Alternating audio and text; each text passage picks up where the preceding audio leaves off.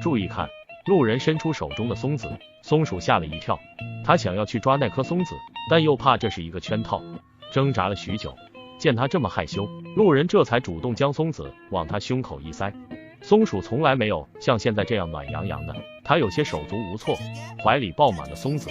原来这人是在深山里隐居的，前不久碰到了这只松鼠，所以才会带着一大把的松子过来。一开始松鼠还挺害羞的，因为他从来没有见过这样的人类。松子睁大了双眼，看到了这个男人的羞涩，然后说：这一切都是你的。松鼠简直不能置信，人类怎么会对自己如此好？难道要把自己当成宠物？他想了想，发现这只松鼠不相信他。路人推了推松子，说：你吃，我不会伤害你。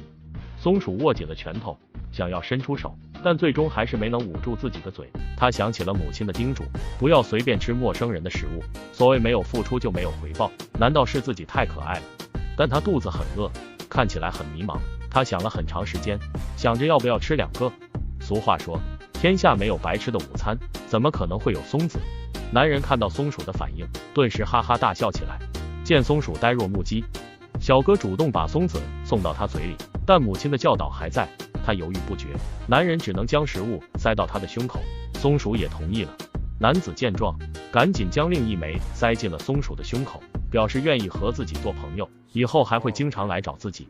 松鼠的胸口被塞得满满当当，看着陌生人的善意，松鼠脸上露出一丝笑容。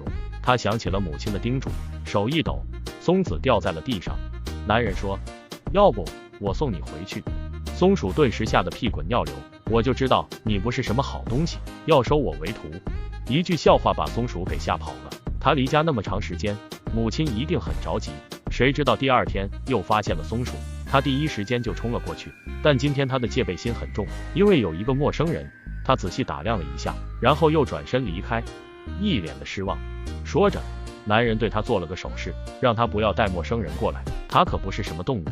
3天以后，那人再一次找到了那只松鼠，并且把他的松子带到了他的面前。